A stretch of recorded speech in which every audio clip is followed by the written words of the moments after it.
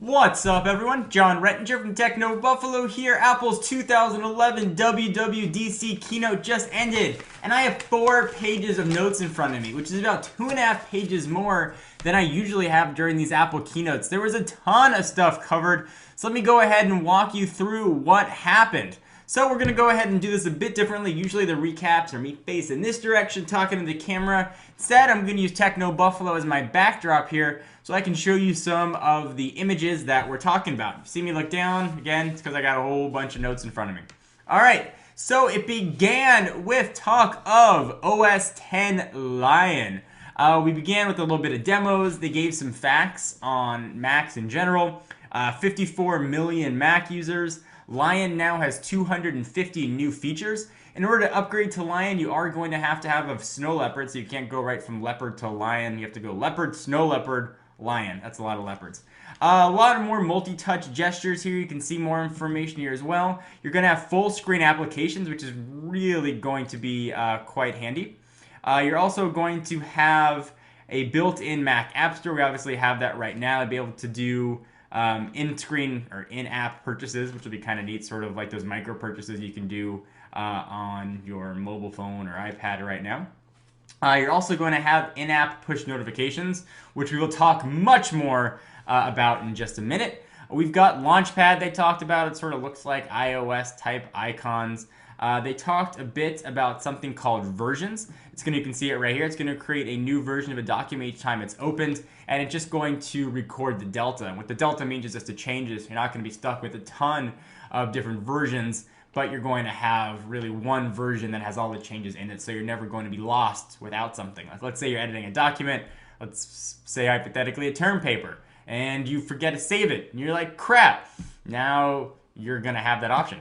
AirDrop sort of lets you share files between computers. It's a P to peer-to-peer thing. Kind of neat. There's a new version of Mail as well with a ton of new features. I'm not going to get that much detail. New version of Mail. Yay! So Lion, interestingly enough, will only be available in the Mac App Store. No more discs. It's going to be available to purchase for $29.99, and you can use that for all of your registered Macs that you've got. So you only need to buy that one time. You can install it on multiple computers, which is kind of neat. No reboot's going to be needed to install, which is also interesting. It'll be available in July with a developer preview launching today. Now let's get to the meat of these 4 pages, and that is iOS 5. I'm just going to get it out of the way. There was no mention of an iPhone 5, an iPhone 4S. This is strictly iOS 5. Which will work on the same devices that iOS 4 fully works on. So it'll work on your iPhone 4, your iPhone 3GS, recent generation iPod Touches, and of course first and second generation iPads. So let's go ahead and get started because there is a lot to talk about here. First, 200 million iOS devices. You can get a bit of a preview of what we're going to talk about here. But 200 million iOS devices is a lot of iOS devices, considering there aren't that many platforms out there. They paid developers $2.5 billion, and that's with a B. So that is a tremendous thing. Tremendous amount of money. That's a huge, especially when you consider the 30-70 split. The big thing, and the one that I was so excited about, is new notifications. If you've ever used Android, this is going to be very familiar. You swipe down, and you get a huge list of notifications. They talked about how annoying those pop-ups were, so it'll be nice that that's going to be there. iOS 5 is going to give you 1,500 new APIs and 200 new features, highlighted, I think, by this notification. So you swipe it down from top. If you've got like an animation going on in the game, it'll sort of do a little swirly pop-up thing for you. Kind of handy. It's also going to have the notifications on the lock screen. So now the lock screen finally has some use. So when you unlock your phone or you want to unlock your phone, you can actually see notifications and you'll be able to jump right into what those are. Very handy.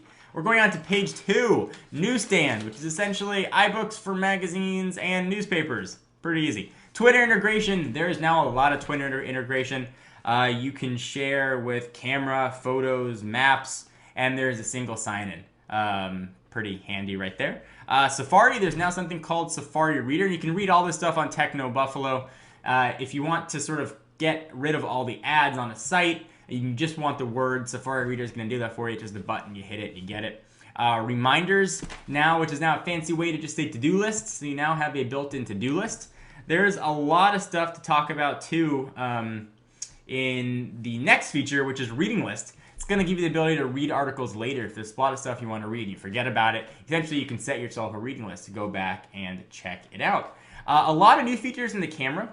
There's going to be a new camera button on the lock screen, so you can jump right to it instead of having to hit the unlock button, swipe to unlock, go to camera, and take your picture. And if you do want to take a picture, you can now use the volume up button to take one, which is kind of neat. You can actually use the hard buttons on the phone. You can pinch to zoom on the screen. So if you want to zoom in, you could go ahead and do that. Feature that should have been there probably from day one. You can reduce red eye right on the phone now. You can actually do some editing. Kind of handy. And you can also rotate it right from there.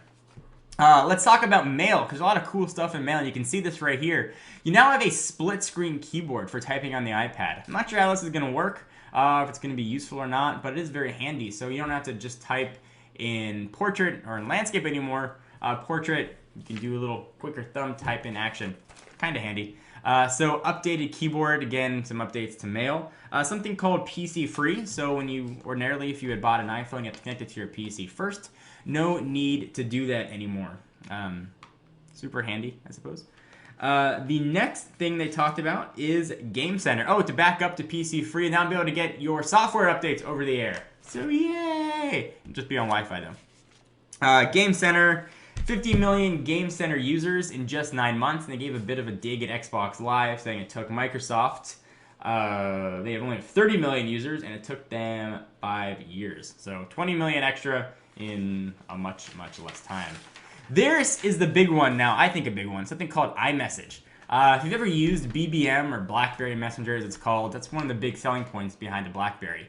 It's got its separate SMS or MMS protocols built in there. Now, Apple's got an iMessage system built right in. So you're going to be able to send text, pics, and videos. It's going to work on all iOS devices. You're going to get delivery receipts, so you can know when people saw it or not.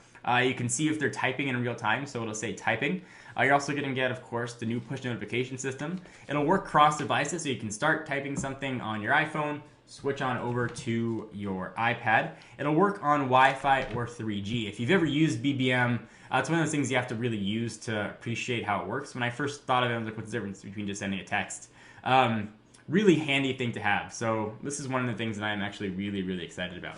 Another cool new feature is AirPlay mirroring. So you actually can now mirror your iPad right on your TV with an Apple TV plugged in. So not just sort of pushing the video content, you can actually mirror the actual iOS right on your Apple TV. Before, you had to have it sort of plugged in with the HDMI cord, which will still work. You don't need an Apple TV if you're going to take that route. But if you do have one, now you can show all of your stuff. So probably a good thing for teachers. Something to be handy. You'll also be able to sync with iTunes over Wi-Fi. Kind of handy. I keep saying that, kind of handy. And that'll be coming in the fall to the iPhone 3GS, iPad, iPad 2, and the 3rd and 4th generation iPod Touches. All right, now let's jump into iCloud. There's so much to cover about. Apple announces iCloud. Here it is on Techno Buffalo, and there's a lot to talk about here in iCloud. First, it's going to store all of your content in the cloud and automatically upload it to all of your shared devices. It's going to happen automatically. It'll do it with your contacts, your calendar. There are going to be no ads. And even best and better, it's going to be free. iCloud will not cost you a cent. So all the stuff that you got with MobileMe, including the storage, you are now going to be getting for free. It's going to do backups of your device over Wi-Fi. Kind of neat. There's also going to be iCloud syncing of pages and Keynote and numbers. So if you start a document, you can edit it. Not that fancy. Something called Photo Stream. So iPad, Apple TV, iPhone, iPod Touch will be able to sort of stream all your photos. They'll be kept in the cloud for 30 days unless you put it in an album, in which case they'll be stored there for much longer.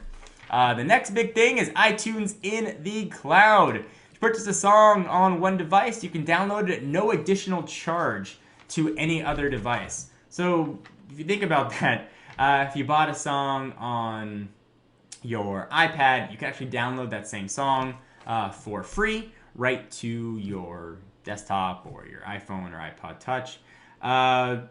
handy, I suppose. There'll be a new purchase tab in iTunes on your device, mobile device, so you can see what you've bought in the past and you can re-download it again. It'll do that all automatically. It'll be in high quality 256 kilobytes AAC, all DRM free, and it'll do that for up to 10 devices. You're going to get 5 gigabytes of mail storage. iCloud is launching to developers beta today. It'll be shipping with iOS 5 this fall. We also now have iTunes in the cloud, I talked about. That'll be an iOS 4.3 beta available today as well. And the big one more thing that we've been hearing about for quite a while is something new called iTunes Match. And what iTunes Match is, first it's going to cost you $25 a year. It's pretty much what everybody had been expecting. It's going to take all of your music that you've got on your computer, it'll match it up against iTunes' big library in the sky, and automatically take that music and upload it to the cloud so you can download it to any of your devices for free.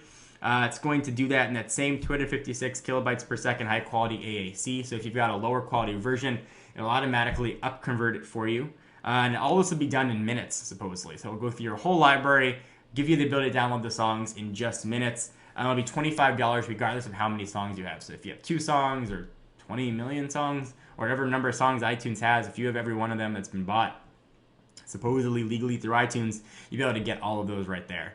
And that was the gist of it. That was 4 pages of notes. So a lot of stuff happened. There was a lot of things to go through. Be sure to check out Techno Buffalo for all the news. Also E3 stuff you can see coming up here. There was just a lot of action coming. A lot of photo booth stuff. Gets full face mode tracking in Lion. Just a lot of really cool features. Be sure to check them out. I need a break. Hope you guys enjoyed. What features are you most excited about? I am Jon Rettinger from Techno Buffalo, and I'll see you in the next video.